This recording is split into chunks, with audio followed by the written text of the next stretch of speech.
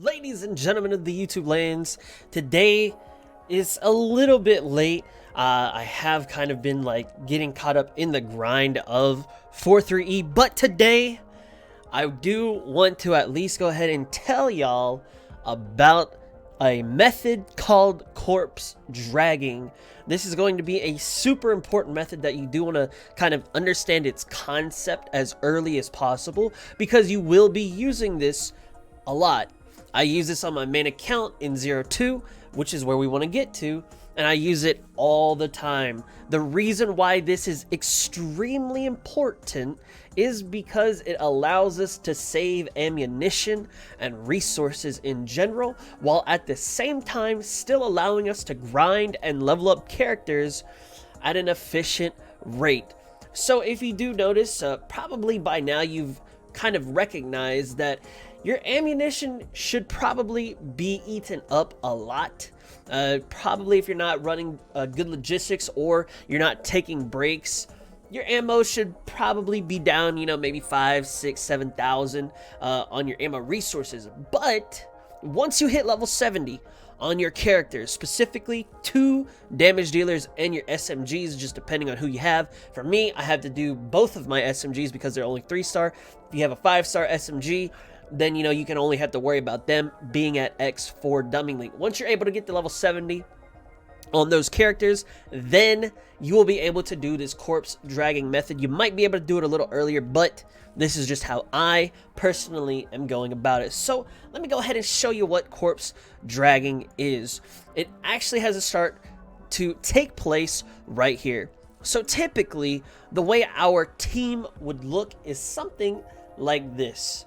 We have our 2 damage dealers, we have our 2 SMGs here, and then we have just somebody else that we're leveling up. Now this is the team that I am leveling up. However, because we are corpse dragging, I now take out 1 damage dealer, and I'm allowed to put in somebody else to level up, because I'm only going to keep 1 damage dealer in the main party. So I do want to try my best to explain this. I do have a corpse dragging video out for 0.2. However, I feel like maybe I didn't explain it as well as I could have, so I want to try again here and get my second at bat, if you will.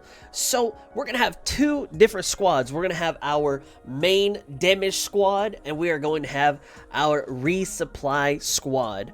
All right, so this is what it is going to look like. Let's go ahead and jump in to 4.3e.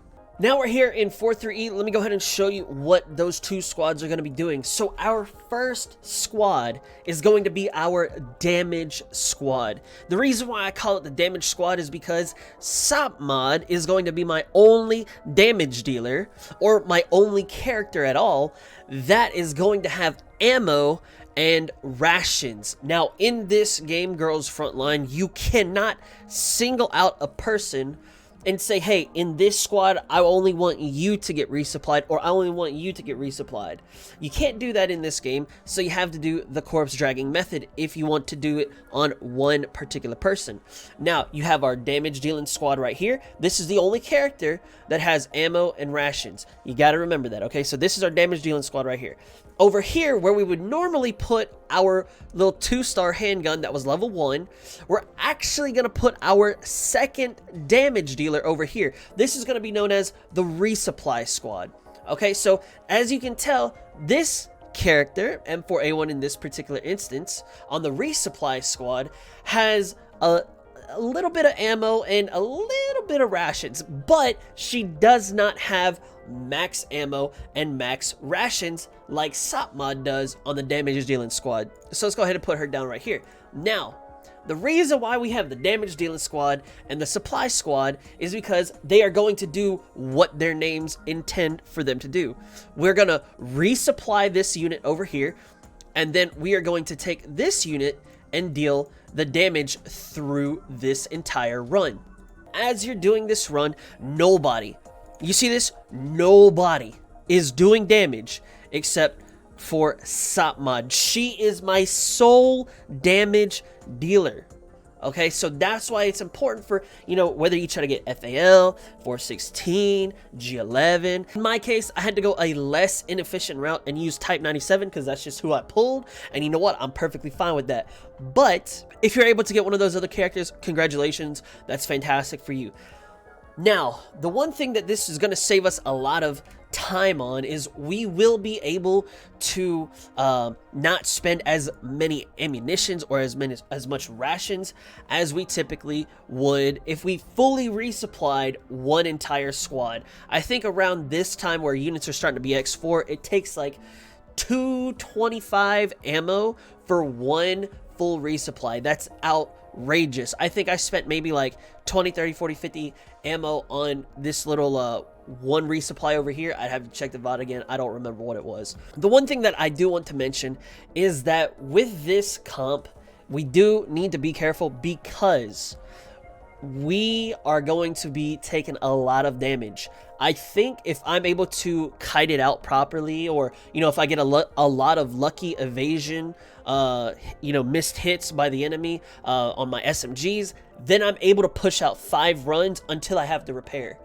Typically, I'm more looking at like 4 runs and then I have to repair for these two 3-star SMGs. And, you know, I am withdrawing them. I am making them focus targets, and, you know, both of them are tanking and things of this nature. Then I may be able to push out 5 runs if I get really lucky. But typically, I look at 4 runs. So if you're able to hit that 4-run mark, you're doing fantastic.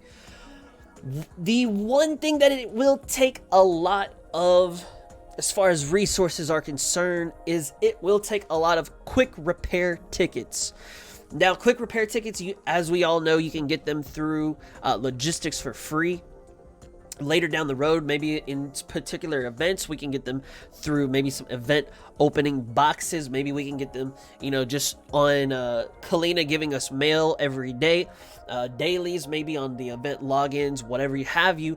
But quick repairs are going to be used relatively often, just because it is going to cost a lot if you're running a lot of runs. So this run is finished up. Now let me show you why one is the damage dealing team and one is the resupply team. So we just noticed that Sopmod got done doing the damages. Okay, now she's gonna be in the position where M4A1 was just at. Now let's go ahead and take a look. Now Sopmod has a little bit of ammo and a little bit of rations. She would not be able to do the damage for us. However, M4A1, if we switch her over here, you remember we just resupplied her. So now watch this. M4A1 is able to do our damage, and then Sopmod now becomes our resupply team.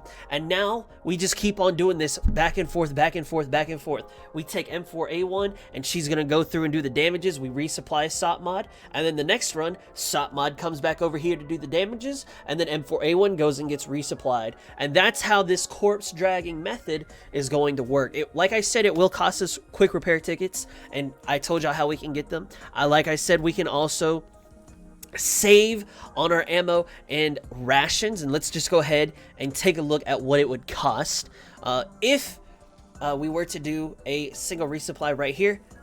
20 rations and 40 ammunitions. That sure as hell beats 220 something ammunition, and I will definitely take that. This method right here will definitely allow us to farm a lot.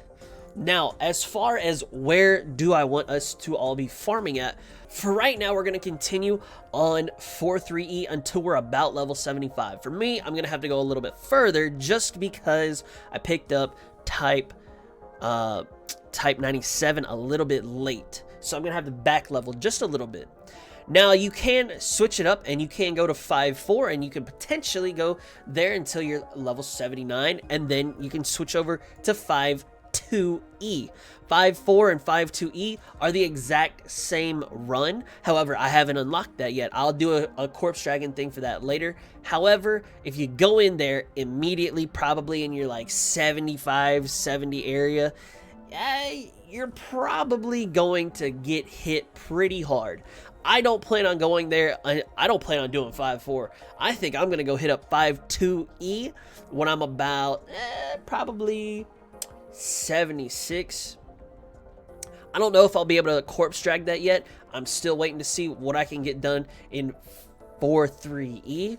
But if you do zoom through, then these are the stages at which you will be grinding and where you will be leveling. Now, of course, you can go and test this out for yourself and say, yo, can I corpse drag this? Can I not corpse drag this? Test that out with your own units. I'm a little bit behind you if you are already at that stage, but this is corpse dragging 4-3E.